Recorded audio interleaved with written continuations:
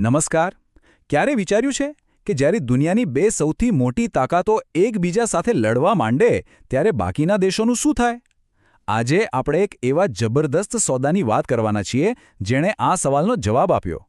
આ સોદો છે ભારત અને યુરોપિયન યુનિયન વચ્ચેનો, અને એવું કહેવાય છે કે એણે દુનિયાની રાજનીતિનો આખો નકશો જ બદલી નાખ્યો છે. તો ચાલો આની પાછળની આખી કહાણી સમજીએ. તો સૌથી મોટો સવાલ એ જ છે કે આવા ટ્રેડ વોરમાં કોઈ દેશ કેવી રીતે ટકી શકે? જુઓ, જ્યારે અમેરિકા અને ચીન જેવી સુપર પાવર્સ એકબીજા પર ભારે ભરખમ ટેક્સ નાખવાનું શરૂ કરે છે, ત્યારે ભારત અને યુરોપ જેવા દેશો માટે તો ધર્મસંકટ જેવી સ્થિતિ ઊભી થાય છે. કોની તરફ જવું કે પછી કોઈ ત્રીજો જ રસ્તો શોધવો? અને આનો જવાબ છે, તમે તમારો પોતાનો એક મજબૂત આર્થિક કિલ્લો બનાવો. હા, એક એવું સંગઠન, એક એવી ભાગીદારી જે તમને આંતરરાષ્ટ્રીય વેપારના તોફાનોથી બચાવી શકે.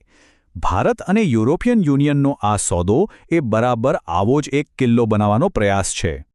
પણ સવાલ એ છે કે આટલો મોટો સોદો કરવાની જરૂર જ કેમ પડી? આ સમજવા માટે આપણે થોડા વર્ષ પાછળ જવું પડશે. એ સમયે દુનિયા કેવી રીતે બે મોટા જૂથોમાં વહેંચાઈ રહી હતી અને એના લીધે કેવું પ્રેશર બળી રહ્યું હતું એ જાણવું ખૂબ જરૂરી છે. એ સમયે ભારત અને યુરોપિયન યુનિયનની હાલત તો આગે કૂવા પીછે ખાઈ જેવી હતી. જો એક તરફ હતી અમેરિકાની અમેરિકા ફર્સ્ટ પોલિસી, જેના હેઠળ એ કોઈપણ દેશ પર ટેરિફ લગાવી દેતું હતું, અને બીજી બાજુ ચીન હતું, જે પોતાની સપ્લાય ચેનનો એક હથિયાર તરીકે ઉપયોગ કરી રહ્યો હતો. હવે આ ડબલ પ્રેશરમાંથી બહાર નીકળવા માટે બંનેને એક નવા રસ્તાની તાત્કાલિક જરૂર હતી. 50%. આ આંકડો સાંભળીને જ નવાઈ લાગે નહીં?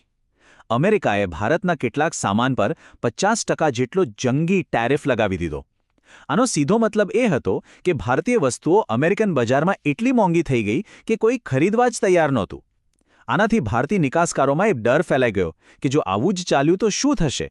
એટલે હવે નવા ભાગીદારો શોધવા સિવાય બીજો કોઈ રસ્તો જ નહોતો. અને આ જ વૈશ્વિક દબાણના જવાબમાં આવ્યો ભારત-EU કરાર, એક એવો સોદો જેને નેતાઓએ પોતે મધર ઓફ ઓલ ડીલ્સ એટલે કે બધા સોદાઓનો બાપ કહ્યો. આ સોદાનું કદ તો જુઓ, એ લગભગ 2 અબજ લોકોને જોડે છે. એટલે કે પૃથ્વી પરના દર 4માંથી એક વ્યક્તિ આ સોદાનો ભાગ છે. આ ખાલી એક વેપાર કરાર નથી, આ તો જાણે એક નવા આર્થિક મહાખંડનું નિર્માણ છે. અને આર્થિક રીતે પણ આ કોઈ નાની સૂની વાત નથી. આ બંને બજારો મળીને દુનિયાની કુલ જીડીપીનો લગભગ ચોથો ભાગ એટલે કે 25% હિસ્સો બનાવે છે. આ એક એવું પાવરફુલ ગ્રુપ છે જેને દુનિયામાં કોઈ નજરઅંદાજ ન કરી શકે. પણ હા, આ સફળતા રાતોરાત નથી મળી. આ કહાણી લગભગ 2 દાયકા જૂની છે. 2007માં વાતચીત શરૂ થઈ, પણ 2013 આવતા સુધીમાં કાર અને સર્વિસ જેવા મુદ્દાઓ પર આવીને અટકી ગઈ. પણ પછી દુનિયા બદલાઈ અને 2026માં અમેરિકાની અણભારી પોલિસી, જેને ટ્રમ્પ શોક કહેવાય છે, એના કારણે બંને પક્ષોને સમજાયું કે હવે જૂના ઝઘડા ભૂલીને સાથે આવવાનો સમય પાકી ગયો છે. તો આટલા જટિલ સોદાનું રહસ્ય શું હતું? આટલા વર્ષોથી જે ગાંઠ નહોતી ઉકેલાતી એ અચાનક કેવી રીતે ઉકેલાઈ ગઈ? જવાબ એક બહુ જ સિમ્પલ અને સ્માર્ટ લેવડ-દેવડમાં છુપાયેલો છે. તો જુઓ, આટલા વર્ષોથી અટકેલી વાતને આગળ વધારવા માટે ભારતે એક મોટો અને હિંમતભર્યો નિર્ણય લીધો. એણે યુરોપિયન લક્ઝરી કાર પરનો આયાત વેરો, જે 110% જેવો જંગી હતો, એને ઘટાડીને સીધો 40% કરી દીધો. જરા વિચારો, આનાથી મર્સિડીઝ, BMW જેવી કંપનીઓ માટે ભારતનું બજાર કેટલું મોટું અને આકર્ષક બની ગયું હશે. ઓકે, પણ આટલી મોટી છૂટછાટના બદલામાં ભારતને શું મળ્યું? આ સોદાનો બીજો છેડો શું હતો? કારણ કે કોઈપણ સોદો હંમેશા બેતરફી હોય છે ને. અને બદલામાં ભારતને જે મળ્યું ને એ ખરેખર ઐતિહાસિક હતું. પહેલીવાર ભારતના કુશળ પ્રોફેશનલ્સ, જેવા કે આપણા IT એન્જિનિયર્સ, ડોક્ટરો અને આર્કિટેક્ટ્સ, એમના માટે યુરોપના દરવાજા ખોલી દેવામાં આવ્યા. આ એકદમ વિન-વિન સિચ્યુએશન હતી. યુરોપને એમના ત્યાં જે કુશળ કામદારોની અછત હતી એ પૂરી કરવામાં મદદ મળી, અને હજારો ભારતીયો માટે કરિયરના નવા રસ્તાઓ ખુલી ગયા.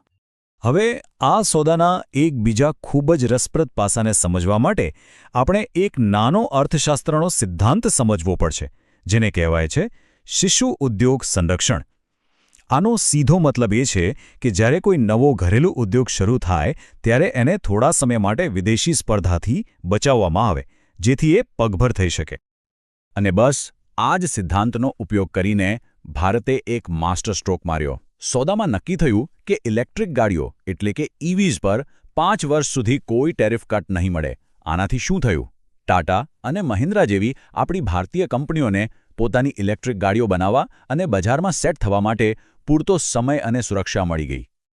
સારો, આ બધી તો થઈ મોટા લેવલની નીતિઓની વાતો.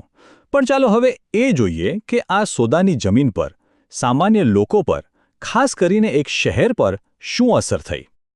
આ શબ્દો સુરતના હીરા ઉદ્યોગની વેદના અને પછી મળેલી રાહત બંને બતાવે છે. યુએસ ટેરિફને કારણે આ ઉદ્યોગ લગભગ ભાંગી પડ્યો હતો અને લગભગ 1.5 લાખ લોકોએ નોકરી ગુમાવી હતી. એવામાં આ સોદો તેમના માટે એક જીવનરેખા બનીને આવ્યો. તો આ બચાવ યોજનાએ કામ કેવી રીતે કર્યું? ચાલો સ્ટેપ બાય સ્ટેપ સમજીએ. પહેલું, અમેરિકાએ ટેરિફ લગાવ્યો અને સુરતની નિકાસ લગભગ બંધ થઈ ગઈ. બીજું, EU સોદાએ યુરોપમાં હીરા પરનો ટેરિફ શૂન્ય કરી દીધો. બસ આનાથી સુરત માટે એક નવો રસ્તો ખુલી ગયો. હવે સુરતના હીરા સીધા બેલ્જિયમના એન્ટવર્પ પહોંચી શકતા હતા, જે દુનિયાનું સૌથી મોટું હીરા બજાર છે. આ તો જાણે એક બાયપાસ સર્જરી જેવું હતું, જેણે સુરતના ઉદ્યોગને નવું જીવન આપ્યું. અને આ ફાયદો ખાલી હીરા ઉદ્યોગ પૂરતો સીમિત નહોતો. સૌથી મોટો ફાયદો તો ભારતના ટેક્સટાઇલ ઉદ્યોગને થયો, જે કરોડો લોકોને રોજગારી આપે છે. યુરોપમાં ટેરિફ શૂન્ય થવાથી આપણા કપડાં બાંગ્લાદેશ અને વિયેતનામ જેવા સ્પર્ધકોની સરખામણીમાં વધુ સસ્તા અને આકર્ષક બની ગયા. તો આ ચાર્ટ એકદમ સ્પષ્ટ કરી દે છે કે આ સોદાના અસલી હીરો કોણ હતા. ટેક્સટાઇલ, જેમ્સ અને જ્વેલરી અને ઓટો પાર્ટ્સ જેવા ક્ષેત્રોને આ સોદાથી સૌથી મોટો ફાયદો મળ્યો. પણ આ આખી વાત ખાલી વેપાર અને પૈસાની નથી. આની પાછળ એક એવું ઊંડું અને મહત્વનું સ્તર છે જે આ સોદાને ખરેખર ઐતિહાસિક બનાવે છે. આ ખાલી વેપારી ભાગીદારી નથી, આ એક વ્યૂહાત્મક ભાગીદારી છે. જો જ્યારે ભારત અને યુરોપની નેવી હિન્દ મહાસાગરમાં સાથે મળીને પેટ્રોલિંગ કરે કે પછી સાથે મળીને લશ્કરી હથિયારો બનાવે, ત્યારે દુનિયાને એક બહુ મોટો સંકેત મળે છે. એ સંકેત એ છે કે આ સંબંધ માત્ર આર્થિક જ નહીં પણ સુરક્ષાની દૃષ્ટિએ પણ ખૂબ મજબૂત છે. અને આ બધાનું અંતિમ પરિણામ શું? પરિણામ છે વ્યૂહાત્મક સ્વાયત્તતા. આનો સીધો મતલબ એ છે કે હવે ભારત અને યુરોપિયન યુનિયનને અમેરિકા કે ચીનનો પાલો પકડીને ચાલવાની જરૂર નથી. તેઓ સાથે મળીને વૈશ્વિક મંચ પર એક ત્રીજા ધ્રુવ તરીકે ઉભરી રહ્યા છે. એક એવું શક્તિશાળી લોકતાંત્રિક જૂથ જે પોતાના નિર્ણયો પોતે લઈ શકે છે.